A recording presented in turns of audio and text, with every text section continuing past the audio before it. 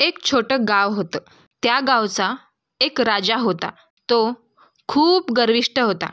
त्याच गावात एक उंदीर राहत होतं.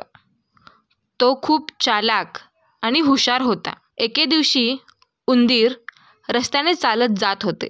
त्याला रस्त्यात एक फडके मिळाले. तो विचार करू लागला, याचे आपण काय करावे बरं? इतक्यात त्याला सुचलं की याची आपण टोपी शिवून घेऊया. मग फडके घेऊन तो गेला धोब्याकडे. धोब्याला म्हणाला, धोबी दादा, एवढे माझे फडके धुवून देता का? धोबी म्हणाला, कसले फडके? मला कुठे आहे वेळ? मी नाही धूत. मग उंदीर मामा म्हणाले, असे काय?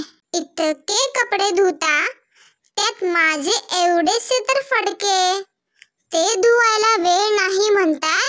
थांबा, मी 4 उंदीर आणतो आणि सगळे कपडे कुरतडून टाकतो. धोबीवाला घाबरला. तो म्हणाला, बरे बाबा, आण इकडे तुझे फडके. मग धोब्याने फडके धुवून दिले. फडके घेऊन उंदीर गेले शिंप्याकडे. उंदीर शिंप्याला म्हणाला, शिंपी दादा, हे फडके घ्या आणि छान टोपी शिवून द्या, अगदी राजाच्या टोपीसारखी. मग शिंपी म्हणाला, कसली टोपी? मला कुठे वेळ आहे टोपी शिवायला? असे काय? हे कपडे शिवताय, यात माझी टोपी शिवायला वेळ नाही तुम्हाला? थांबा, मी 4 उंदीर आणतो आणि सगळे कपडे कुरतडून टाकतो. शिंपी घाबरला. तो म्हणाला, बरे बाबा, आण इकडे तुझे फडके. मग शिंप्याने उंदराला छान टोपी शिवून दिली. टोपी घेऊन उंदीर गेला गोंडेवाल्याकडे. उंदीर गोंडेवाल्याला म्हणाला, गोंडेवाले दादा, ही टोपी घ्या आणि छान छान गोंडे लावून द्या. गोंडेवाला म्हणाला, कसले गोंडे? मला कुठे वेळ आहे? मग उंदीर म्हणाला, असे काय? इतके गोंडे लावता, त्यात माझ्या टोपीला 4 गोंडे लावायला वेळ नाही म्हणता? थांबा, मी 4 उंदीर आणतो आणि तुमची सगळे कपडे कुरतडून टाकतो. गोंडेवाला घाबरला. तो म्हणाला, बरे बाबा, आण इकडे तुझी टोपी. मग गोंडेवाल्याने टोपीला गोंडे लावून दिले. उंदीर टोपी घालून हातात ढोल घेऊन राजाकडे गेला. राजा दरबारात बसला होता. उंदराने राजाच्या टोपीकडे पाहिले, पण राजाच्या टोपीला गोंडे नव्हते. उंदराला आनंद झाला.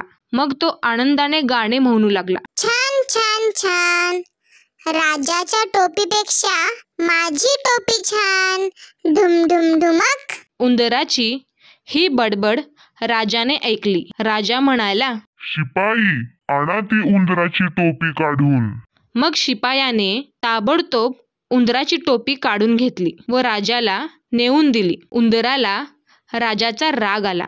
तो पुन्हा गाणे म्हणू लागला, राजा भिकारी, माझी टोपी घेतली, राजा भिकारी, माझी टोपी घेतली, ढुम ढुम ढुमक. उंदराची ही बडबड ऐकून राजाने टोपी उंदराच्या अंगावर भिरकावून दिली. उंदराने टोपी घेतली, डोक्यावर घातली व तो आनंदाने गाणे गाऊ लागला. राजा मला भ्याला, माझी टोपी दिली, ढुम ढुम ढुमक. असे गाणे गात गात उंदीर तिथून निघून गेले. तर मुलांनो, यातून काय तात्पर्य मिळते? शक्तीपेक्षा युक्ती श्रेष्ठ. असेच मनोरंजक गोष्टी बघण्यासाठी माझ्या चॅनलला सबस्क्राईब करून घ्या.